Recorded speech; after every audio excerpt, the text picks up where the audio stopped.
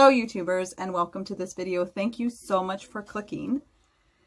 The title of this video is PTSD, Traumatic Birth Experience, Painful Adhesions, and C-Section Recovery. I myself have gone through an emergency cesarean section due to high blood pressure. They were trying to induce me and I wasn't progressing quickly enough. And as they were monitoring my youngest son, he was having slight decelerations in his heart rate. Because we are in such a rural community, we are at least 2 hours from to the nearest like big hospital, and we're like 3.5 hours from, like 2.5 hours south and 3.5 hours north. So the hospital here in my town tends to go on the more side of precaution due to not being able to transfer me to another facility, you know, if something were to happen that they weren't able to handle. So the nurses do tend to be more, I guess, you know, they look at decelerations in a completely different way than somewhere, you know, in the city where a hospital is surrounded by all kinds of different other hospitals. They look at decelerations as a much more negative thing that's happening. Anyways, so I was given an emergency C-section due to all of those factors. And in turn, I do deal with, and I've expressed this in other videos, that one of the main reasons why I don't want to have a third child is because I don't want to birth another baby. I have PTSD from a traumatic birth experience. It was really hard for me to even decide to get pregnant the second time because my first birth experience was also very traumatic. I drove 45 minutes to a hospital that was away from this town just to be transported 3 hours away by an emergency response vehicle. So yeah, the birth of my first son was very, very nerve-wracking, stressful, intense, very scary. Getting to that hospital and then getting back during a major snowstorm was, let's just say, a little bit traumatic. But my second birth is what really brought on more traumatic birth responses. Like I've expressed earlier, I don't want to have a third baby because I don't want to have a third birth. I do not want to birth. It terrifies me just thinking about it, and I'm not even pregnant right now. It just terrifies me. So PTSD in birth is the lingering fear that causes new mothers to relive their painful, scary, or shocking birth experiences in flashbacks. It is a serious complication in the lives of many new mommies, and it's something that's not very talked about. Or if both the mom and baby are safe and healthy, then how the baby was brought into the world is kind of put on the back burner. And it's like, oh, well, you had this traumatic birth experience, but you and your baby are safe, so let's wait. It doesn't mean that you can't feel the way you feel about the birth that you experienced, even if you and your baby are healthy. So this is happening to mommies who are being deprived of the motherhood experience they longed for because they still can't get over the birth they experienced, either by choice or by doctor's orders. So what constitutes birth trauma? It varies. Some women may end up feeling like they were coerced into interventions during their birth that they weren't initially or currently emotionally or mentally on board with. Others might feel as though they weren't given informed consent or even a chance to consent to medical procedures. They weren't asked if they wanted to have certain procedures done to both them and their baby prior to performing these procedures. And this is can feel very violating when somebody does something that you did not consent, especially if they do it to your newborn child. Others may feel sexually assaulted by their doctors who insert their hands into their vaginas without permission, without asking, can I touch you? Just the simple, can I touch you, can help stop that feeling of being sexually assaulted by a doctor, whether it be a man or a woman. Some women are reeling over the C-section they never planned on having, that they don't feel like they needed in hindsight. Yes, this really happens. In fact, it appears it's happening more and more. Between 25 and 34% of mothers identify with having some kind of traumatic birth experience. As a result, women are speaking up and speaking out, which is really, really good. Educating others about the truth in pregnancy, labor, and childbirth is an important part of womanhood and women's rights in general. More and more women have decided they won't live in fear anymore of their doctors. They will not abide by the notion that the doctor knows best, because sometimes he doesn't or she doesn't. They are arming themselves with knowledge, statistics, and verified medical literature. They're walking into labor and delivery wards with a birth plan and in one hand and medical journals in the other. Because no one deserves this kind of outcome. Nobody deserves to have and live with a traumatic birth experience.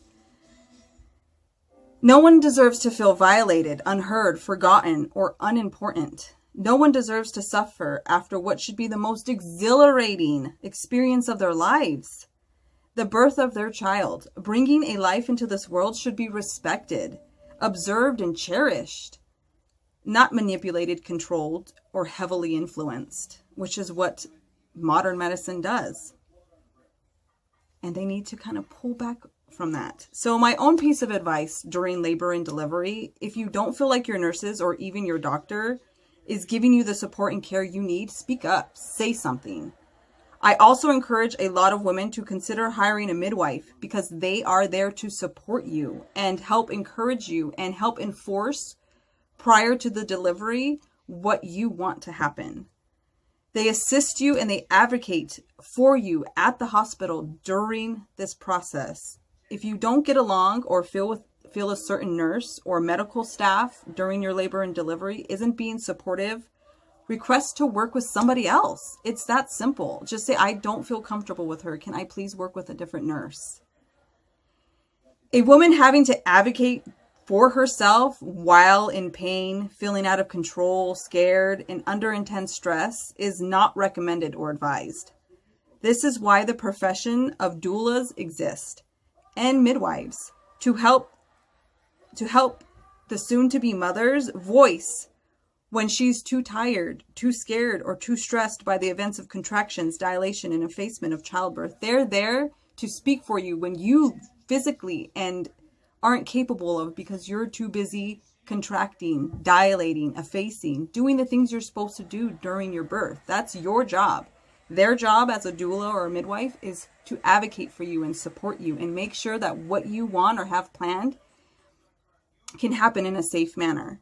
So what makes my PTSD from my traumatic birth experience even worse is that I suffer from painful adhesions after my C-section over 2 years ago, which are a physical reminder of the emotionally draining experience I endured during both my births, but mostly my emergency C-section birth.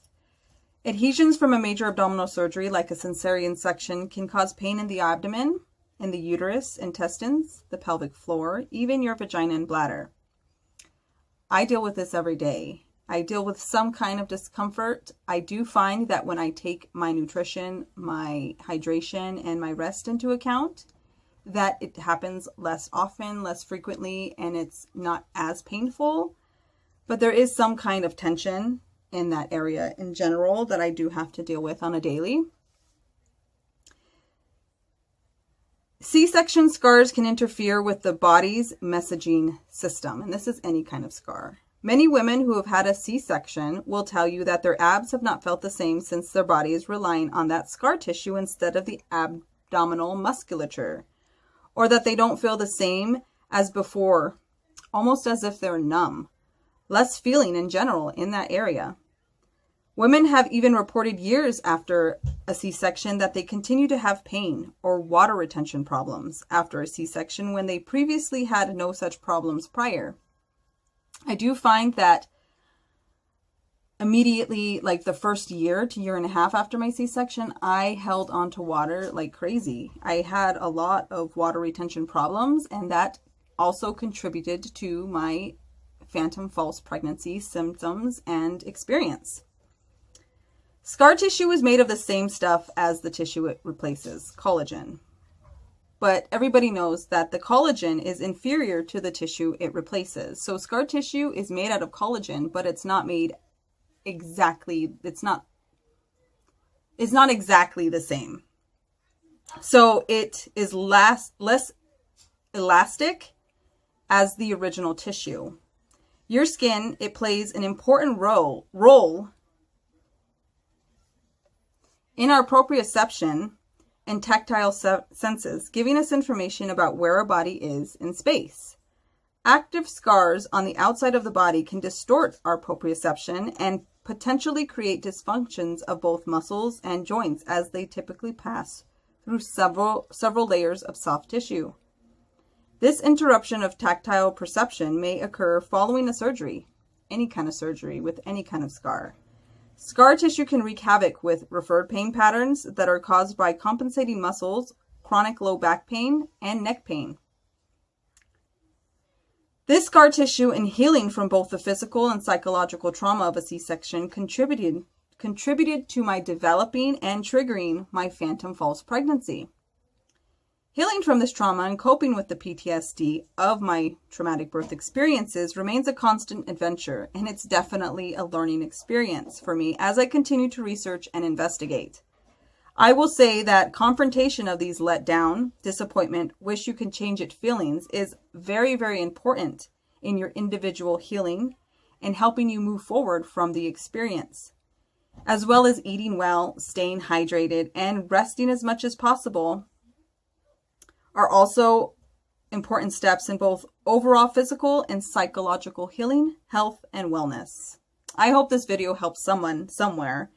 And if you have any questions, please post them in the comments below, or you can email me. My email address is in the description box of this video, or you can contact me, private message me through Facebook or Instagram. I'm open to all of those outlets. Don't forget to like this video if you like it, and please share if you know somebody who would be interested in this information. And if you want, please subscribe if you are interested in learning something new about pregnancy, any and all kind of pregnancy experience, and everything of pregnancy related, as well as my individual journey. Thank you so much for watching. Be well, be healthy. Bye. Okay, it's not that far from here. I'm like, no, not at all.